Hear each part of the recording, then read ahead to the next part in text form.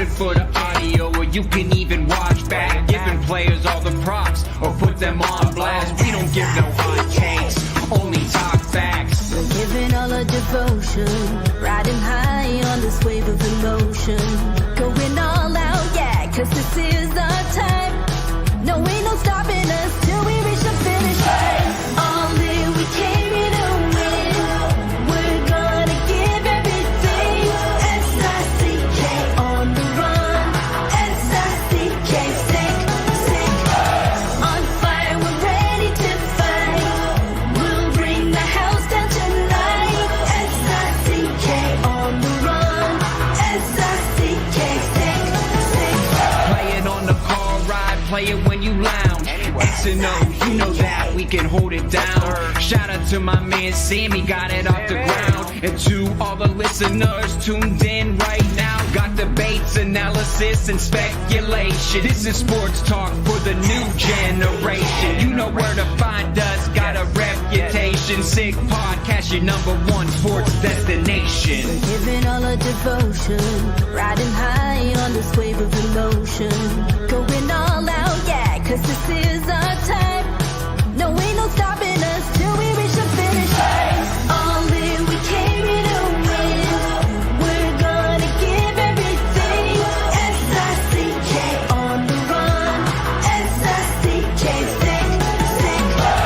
On fire, we're ready to fight. We'll bring the house down tonight. S-I-C-K on the run. S-I-C-K, sick. S-I-C-K, it's the sickest podcast. Tune in for the audio, or you can even watch back. Giving players all the props, or put them on blast. We don't give no hot takes, only talk back. S-I-C-K, S-I-C-K, S-I-C-K, S-I-C-K, S-I-C-K, S-I-C-K. All in, we came here to win. We're gonna give everything. S-I-C-K on the run. S-I-C-K, sick. S-I-C-K, it's the sickest podcast. Tune in for the audio, or you can even watch back. Giving players all the props, or put them on blast. We don't give no hot takes, only talk facts. We're giving all our devotion, riding high on this wave of emotion. Going all out, yeah, 'cause this is our time.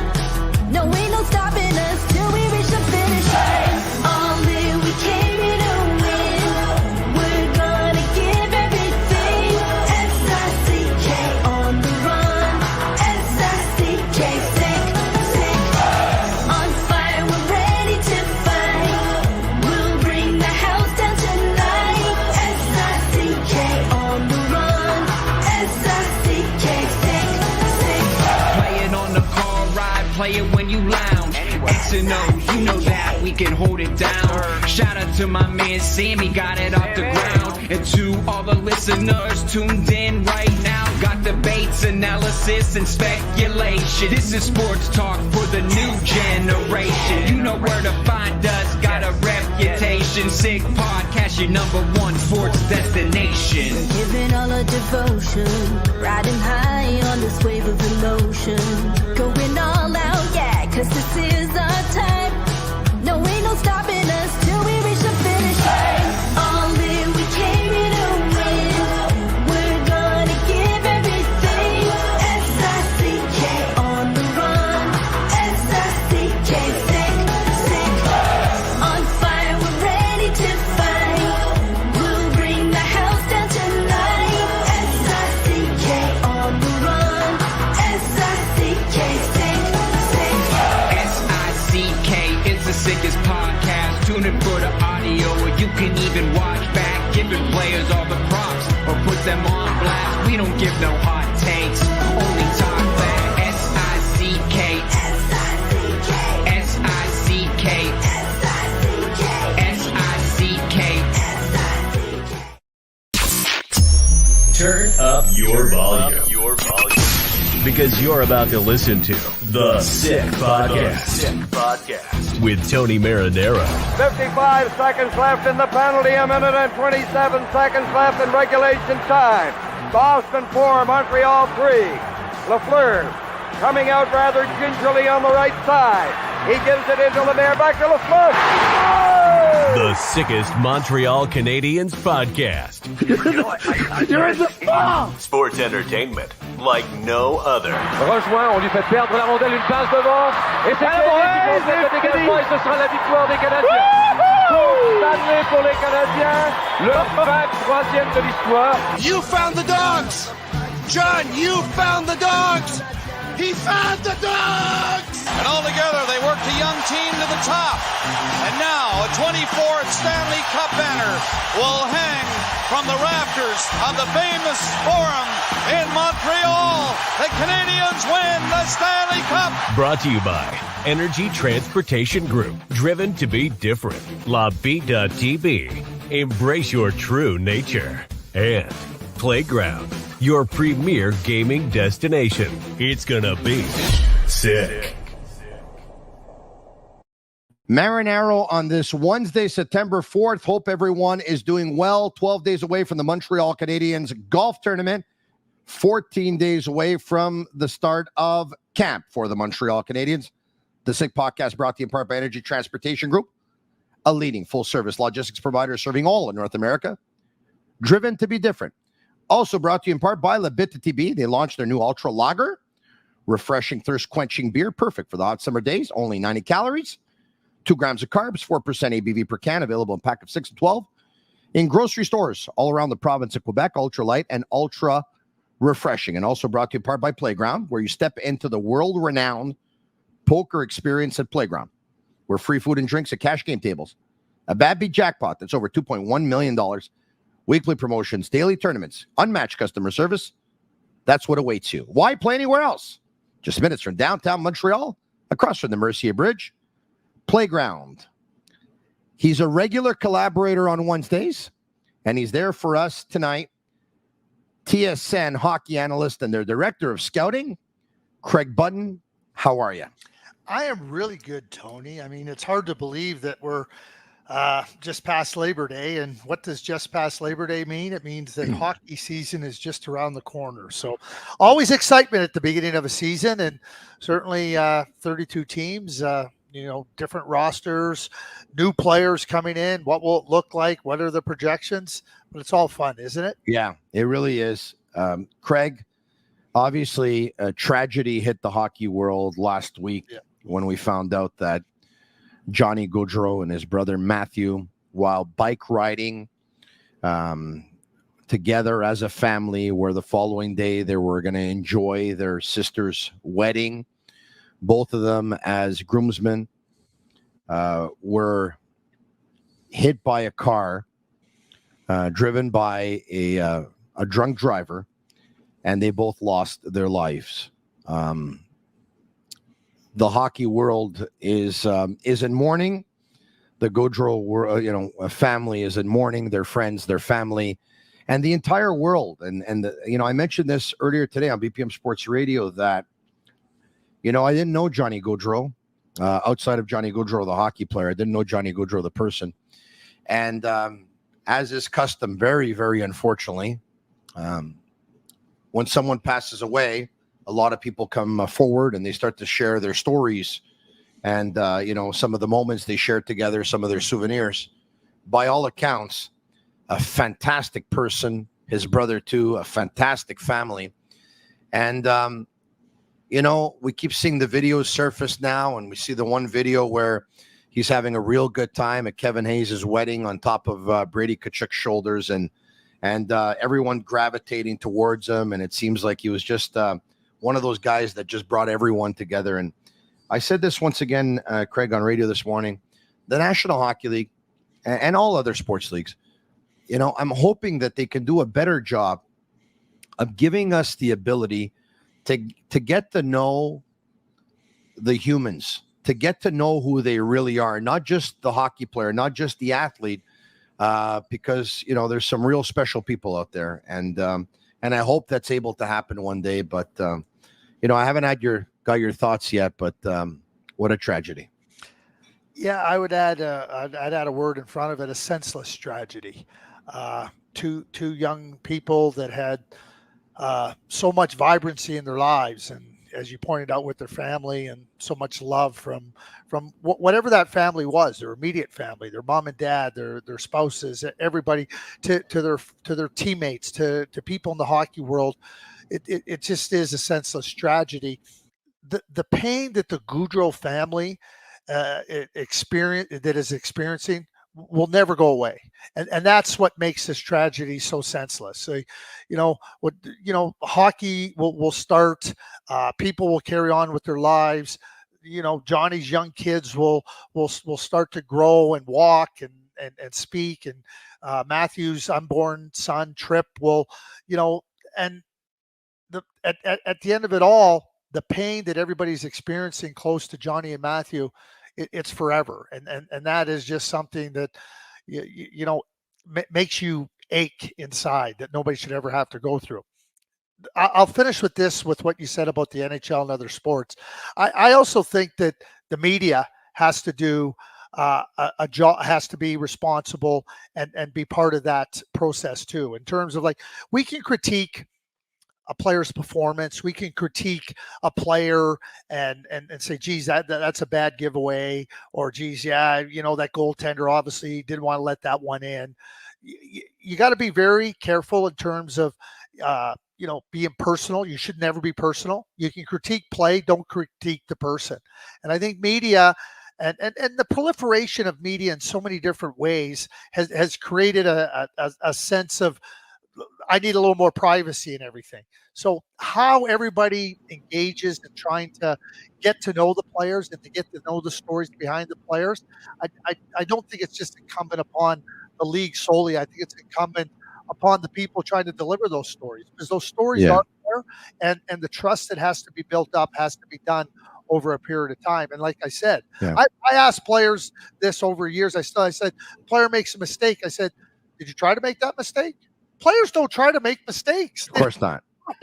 But again, just trying to make sure that you keep a balance. And I know at times that I'm guilty of sometimes trying to be glib, sometimes a little bit of hyperbole at times, and I have to be better in certain areas as well. And I think that we all have to be conscientious with respect to understanding that at the core of it, these athletes, as wonderful as they are just as wonderful as people. Yeah, you're right about that. Well said, Craig. And speaking of wonderful, what a wonderful gesture last night via his Instagram account, Montreal Canadiens winger Cole Caufield.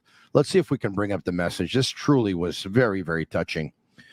We all lost an amazing person, says Cole Caufield, both on and off the ice in last week's tragedy. My deepest condolences go to the entire Gaudreau family, especially Johnny's wife and 2 kids, who I had the pleasure of meeting. Nothing will be able to fill the void in their families and loved ones' hearts. But I hope it provides some comfort to know how these 2 positively impacted the lives of so many. They will truly be missed. Getting to play with your hero is something that most people only dream of. I was lucky enough to be Johnny's teammate this past summer, and it didn't take long to realize how great of a person he was. He was the most welcoming, genuine, and funniest guy I have ever met. He was someone everyone gravitated towards, and I took every chance I could to be around him. Not only was he an amazing hockey player and teammate, but he was down to earth and truly cared about every person he encountered. The last few years playing as number 22 have been some of the best years of my life. It truly has been a dream come true, and I will forever hold those memories and that number close to me. I wore number 13 at a point in my career because of Johnny, and now I will be wearing it again to honor him. He paved the way for smaller players and proved we had a future in this game at the highest level. I will forever be grateful to him for inspiring me and others. Rest in peace, Johnny Hockey. Craig, I don't know if anyone has ever written something more perfect. Like, I wouldn't change a word. That was just so beautifully done and extremely touching. What a gesture.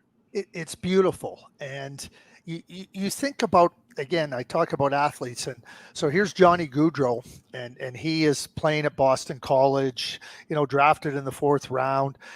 Young Cole Caufield, who's growing and trying to pursue his hockey dreams, you're going to latch on to somebody that you can identify with. And so Cole's a little bit smaller. Now he's going to identify with Johnny Gaudreau. Now he sees Johnny Gaudreau, excelling in college, excelling at the World Junior, excelling in the NHL. And that's the idol part. So the influence that Johnny Gaudreau had on Cole Caufield, and that he had it on many other players as well that had that stature.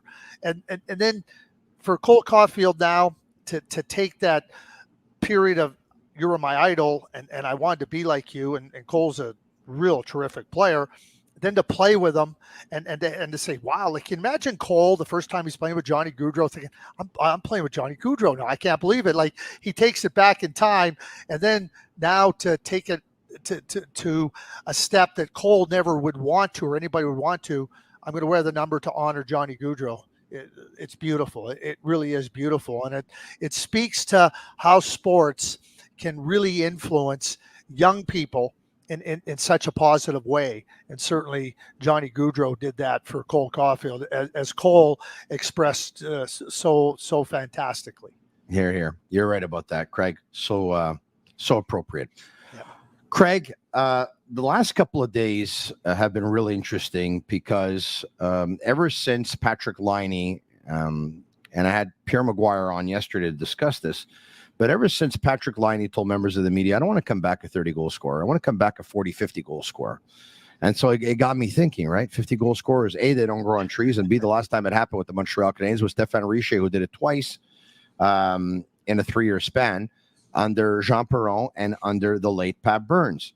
So I started going with, what? How did Richer do it? What makes 50-goal scorers tick? How can you do it in Montreal? What approach did they take with Richer? What approach did the GM take with Richer? What approach did the coach take with Richer? So yesterday I spoke to Serge Savard, former Montreal Canadiens general manager, and he gave me his opinion. And today I had a chance to speak with former Montreal Canadiens 1986 Stanley Cup winning coach Jean Perron.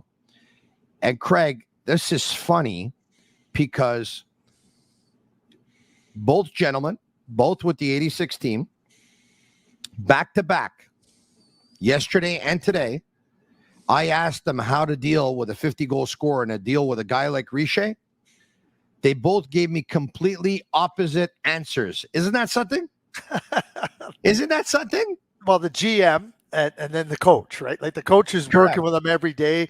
The GM, the great Serge Savard. I think you always have to say great when you're right. When you're saying Serge Savard after it, and and again, it's perspective, right? It's opinion. So what does Serge say and what does Jean say? Well, Serge basically said something to the effect of, "We didn't dictate where Richer would play, what line he would play, and how many minutes he got. Richer himself dictated that with his play." So Serge said, as the general manager, at times I watched them. I was frustrated. I was upset. I would go down and say, we got to do something about Richer. And Jacques Lemaire, who was Serge Savard's right-hand man, would say, leave it to me. I got this. And Serge said, geez, sometimes I was tempted to trade him, but Jacques would say, I got this. And I would say, Jacques, how so? And Jacques would say, Serge, if he doesn't play well, he's going to play on the fourth line. If he doesn't play well, we'll take away the power play time. If he does play well, he'll play the first line, he'll play the power play. And he said, Serge, at the end of the day, this is the way it's going to go. He struggles with consistency. One day he's going to score 2-3 goals. Next 2-3 games, he might do nothing. And then next game after that, he's going to come back with another hat trick and he's going to make us win another game. And he says, you know what? He's going to dictate his play. So then I asked Serge, I said, do you believe in giving some players, goal scorers, elite goal scorers, either somewhat of a pass or, loosening up on the defensive responsibilities? And Serge said, I don't agree with that. He said, if you start giving a player or two a free pass, I don't think you can end up winning the Stanley Cup that way. And he had an interesting quote, and he said, The most difficult job for a coach is to convince the best players on the team that they have to do everything that you're asking the other players to do. He said that's the most difficult job. And it was a very interesting way of the way he put it. And I understood the whole method to the madness. So I had Pierre Maguire on, and I said to Pierre, I said, and Pierre said, look, it makes sense to me because, you know, Jacques Lemaire learned that from Scotty Bowman, and Scotty Bowman learned that from Toe Blake, and it was something that was passed on in Montreal Canadiens. And I said, can you still do that in 2024? And he said, yes, you can. You know, the one way you can, you know, you can always get to a player is with his ice time, right? So before telling you what Jean said, I'd love to get your opinions on everything I just told you, that conversation with Serge Savard yesterday. Well, I worked with Bob Gainey for 10 years. So, you know, the comments that Serge made aren't very different, if at all, from what Bob Gainey used to try to, you know, instill in the group as a coach and as a general manager. And, you know, it's not, to Serge's point, it's not easy. You know, you have talents that can do things that a lot of players can't. That was Stéphane Richer.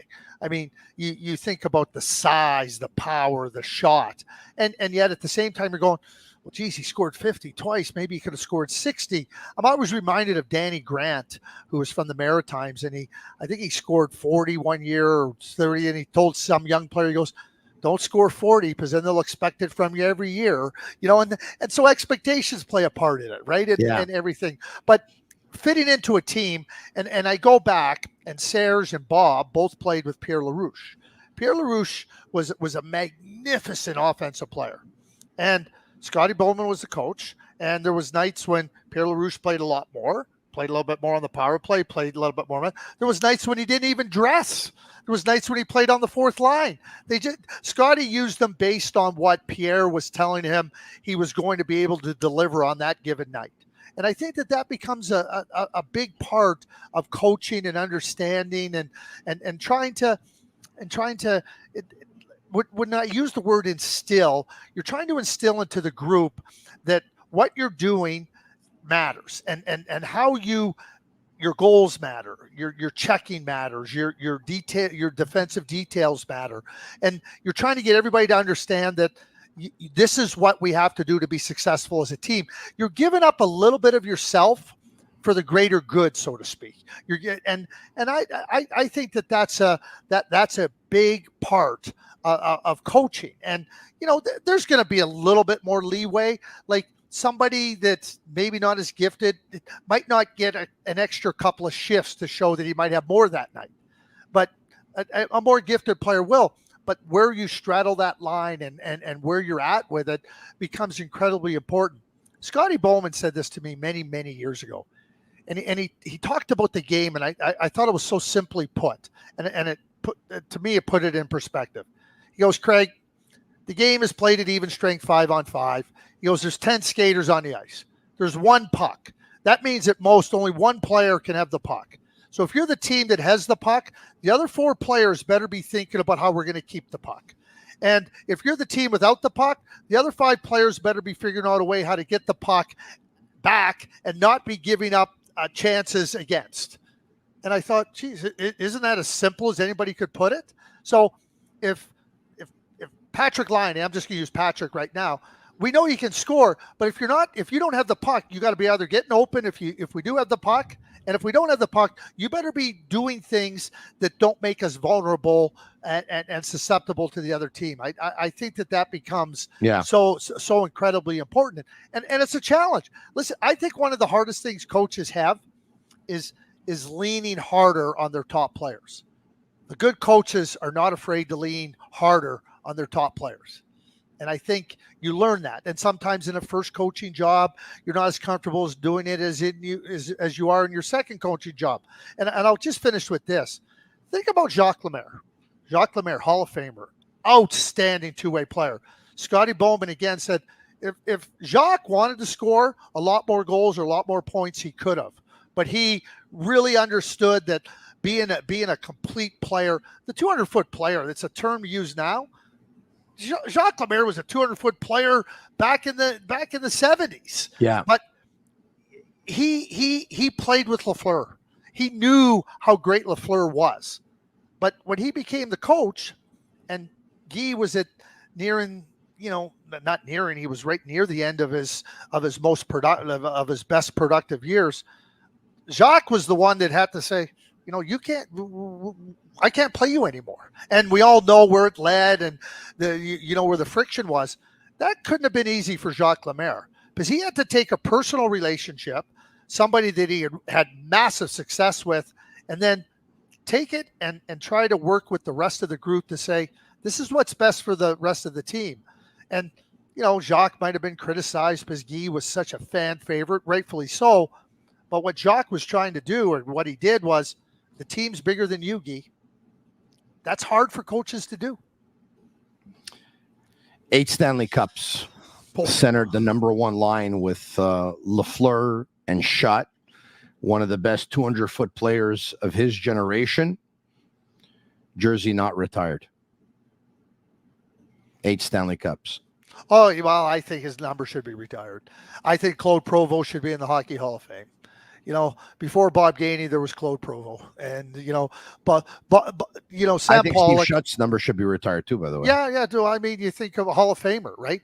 Yeah. You think, and I just think about Sam Pollock and you think about him in the scouting area and everything, and being around and knowing what Claude. So when he drafted Bob Gainey, people go, "Oh, Bob Gainey, what kind of a player? Bob Gainey's an important player for our team." Well, Sam was right, but Sam had the benefit of knowing what Claude Provost is. So I concur with you on those aspects. And yes, 25 should be retired, 22 should be retired. Claude Provost, I believe, should be in the Hall of Fame. On and on we go. These are good debates and good discussions to have. Yeah. Did I tell the story about Serge Savard added Toe Blake's name to that list, by the way. He thinks his jersey should be retired too. Yeah. And then, look what they've done with Al Arbor and Glenn Sather and Al Arbor and Long Island. There's ways to honor Toe Blake as one of the greatest coaches ever. Did I tell the story last week about Esa Tikkanen and Jacques Lemaire? Did I tell that story? No. Esa Tikkanen was playing for the New Jersey Devils, and they didn't allow any alcohol on the plane, on the charter plane. So Randy McKay, I believe it was Randy McKay, Esa Tikkanen was complaining. He goes, "I can't believe we can't drink on the plane. I have 3 Stanley Cups." And he was going on and on and on and on. And so Randy turned, believe it was Randy. Randy turned to him and said to him, he goes, what I would do if I were you, Esa, is go talk to the guy in the front of the plane. He's won 8. That's a good one. Isn't that good? Well, it's awareness. It's like, I understood what Esa was saying, but it's the awareness of Randy McKay to just say, this is how it runs here, and to know how great Jacques was. Talking about Jacques Lemaire, of course. Yeah. All right. Okay. So look, Jean Perron really liked the conversation this morning. I think as much as I did, because he said to me, he said, "You know what?" He said, Richer and Laine, I see a lot of similarities, right? And they're kind of like different cats, and I see a lot of similarities. And so I said to him, I said, "Jacques, talk to me about your experience dealing with a 50-goal scorer." This is what he had to say. En français, I'll translate. Okay. 50 buts. Les gars de 50 buts sont différents. Hey, moi, ça me fait penser quand Fetterek avait été coach des Kings de Los Angeles puis Gretzky était là. Il dit, Gretzky il va être traité comme tous les autres joueurs dans les nationales. J'avais parti à rire. Ça n'a pas de bon sens de dire des affaires de même. Un gars qui marque 50 buts, il faut que tu le traites d'une façon différente. Ça, c'est clair. Jean Perron says, you got to treat 50 goal scorers differently. He says, I remember when Robbie Ftorek said that he was going to treat Wayne Gretzky the same way he was going to treat everyone else. He says, you can't say that. He said, you got to treat 50 goal scorers differently. So I asked him, I said, well, what does that mean? Would you have to take the hard way or the easy way with them, right? And he talked about cracking the whip. Listen to this. Avec Stéphane d'une façon différente des autres joueurs. C'est-à-dire que dans la Ligue nationale, là, quand les choses ne vont pas bien, on sort le fouet, comme on dit, puis les gars font de l'extra, puis on travaille sur des choses qu'ils ne font pas bien parce qu'on les connaît tellement bien, on sait qu'est-ce qu'ils sont capables d'atteindre comme objectif.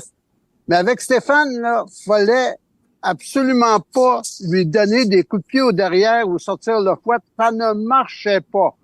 Donc, on a décidé, quand les choses allaient pas bien pour Stéphane, ben, de le laisser tranquille, de faire une petite cassette sur les buts qu'il marquait, sur les parties où il avait très bien joué. Et on lui disait, prends la cassette, va regarder ça chez vous, là, puis demain, reviens-nous dans des meilleures conditions.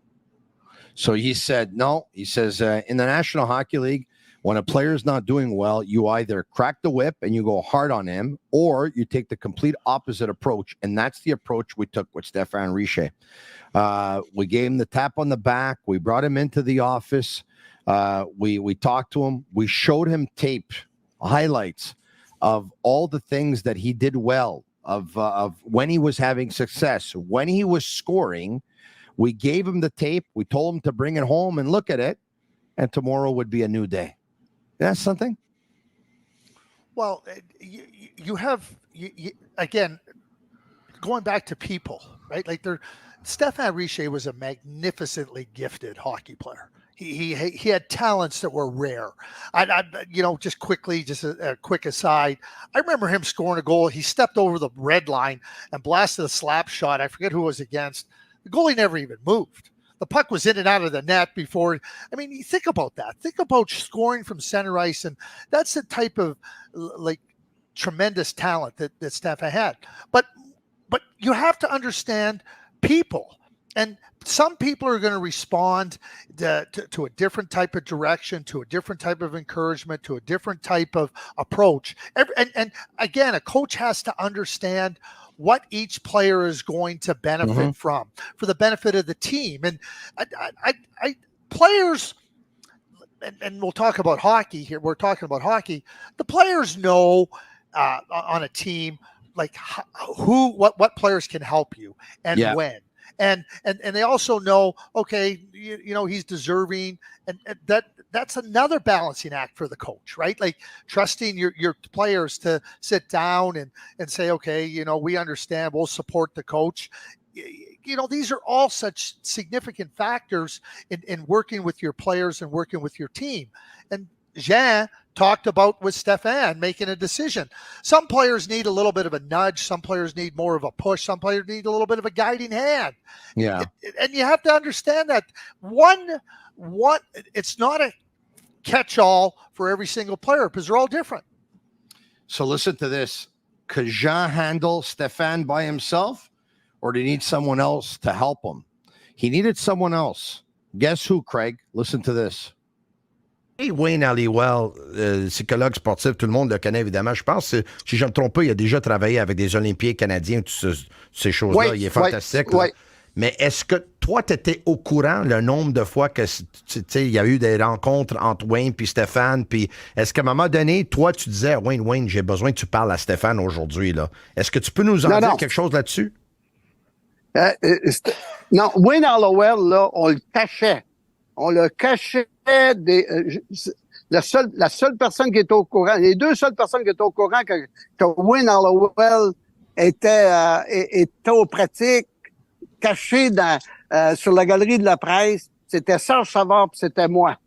Parce que avec Ronald Coré, là, on va dire une chose, le Canadien de Montréal, c'était comme le Fort Knox. Fallait pas t'amener trop de monde.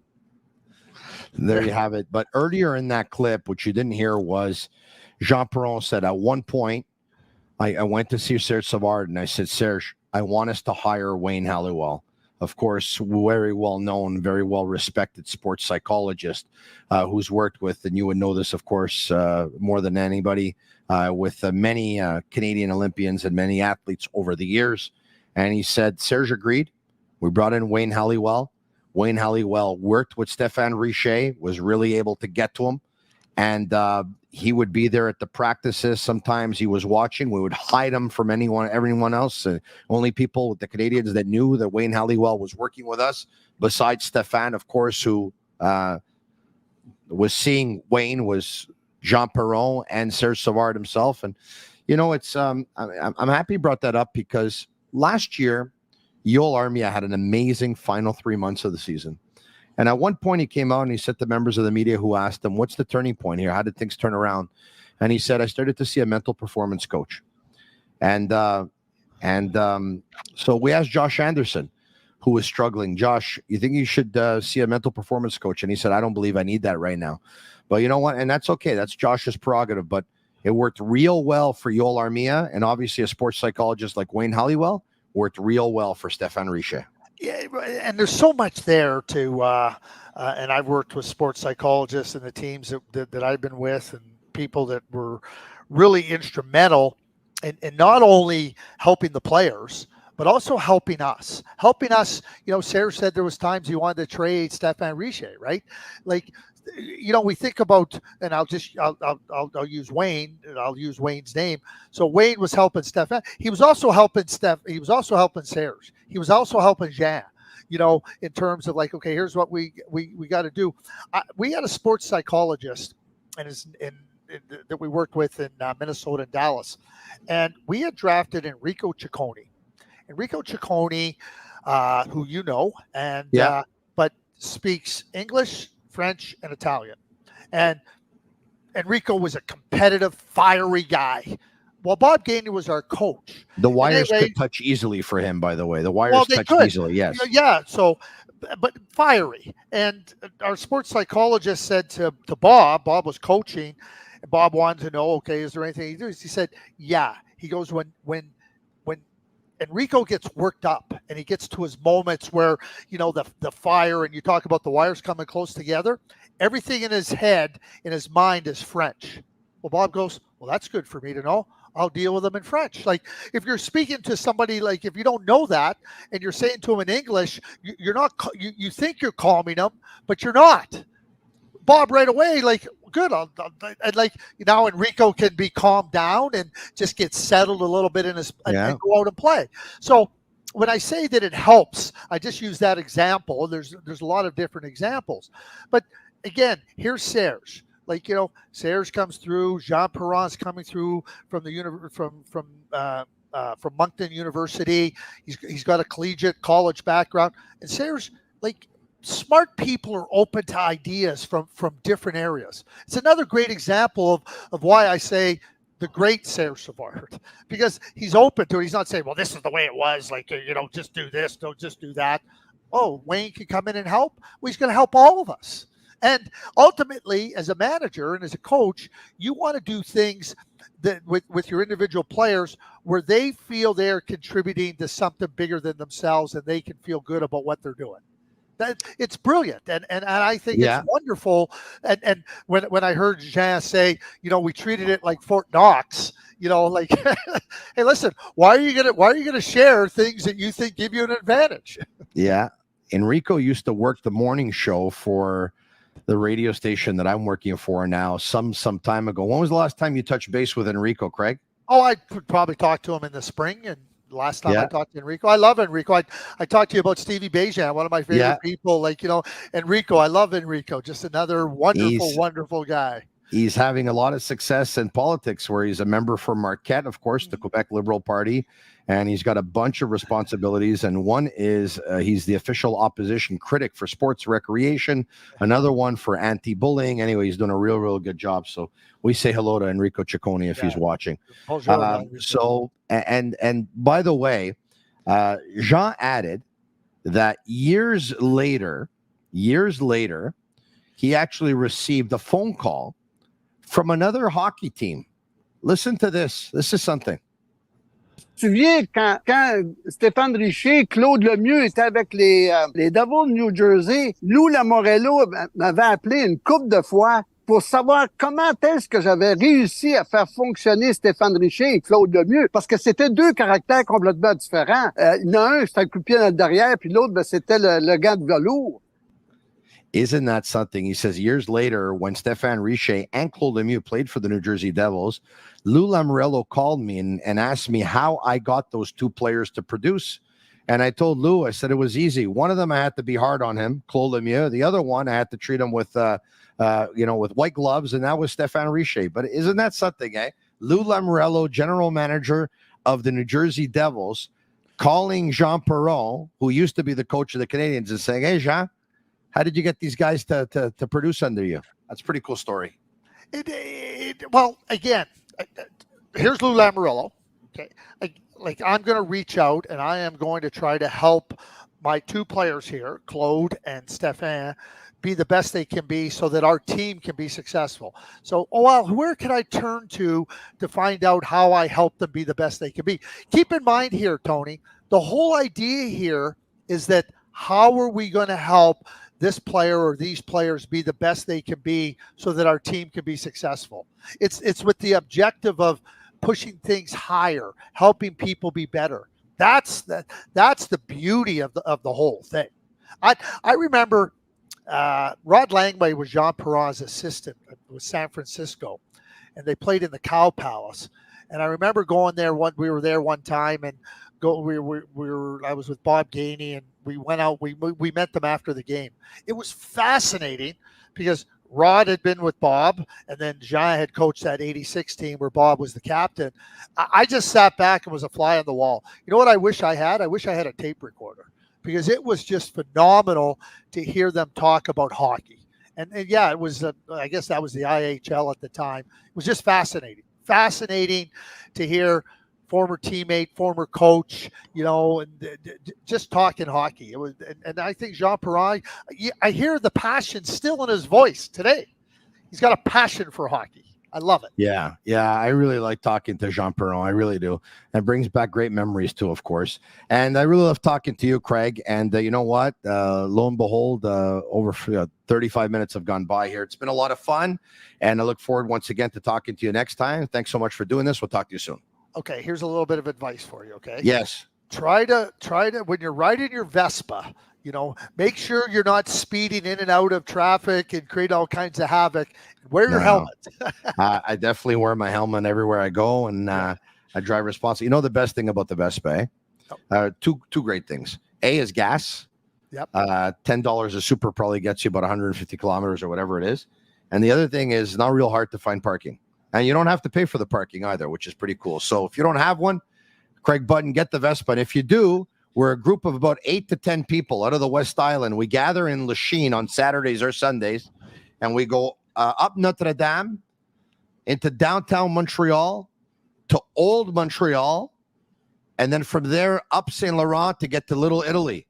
And we have a bite to eat. We have some dessert. We have some fruit, and we have an espresso. And then we make our way back home. We are called the Vesperonis. So if you would ever like to be part of the group, let me know. That is awesome. Isn't that, hey, camaraderie, right? Like, everybody enjoying one another's company. It's amazing. Riding on a Vespa. It's wonderful. It's amazing. The Vesperonis. Yeah. All right. You have a wonderful day. Thank you. You too. We'll talk to you soon. There you have it. Craig Button, special thanks to Energy Transportation Group, to Bittt, to Tibi, and to Playground. Special thanks to all of you for watching. And once again, leave us a 5-star review on Apple. It's our way of feeling the love. Subscribe to our YouTube channel if you haven't already. For Shane Gaumont and Master Control, I'll be back tomorrow night right here in the Sick Podcast. I am Marinaro. And that's a wrap. Hope you don't miss us too much until next time. Follow the Sick Podcast with Tony Marinaro on YouTube, Instagram, Facebook, Google Play, and Apple Podcasts. The Sick Podcast is brought to you by Energy Transportation Group, driven to be different. LaBita.tb, embrace your true nature. And Playground, your premier gaming destination.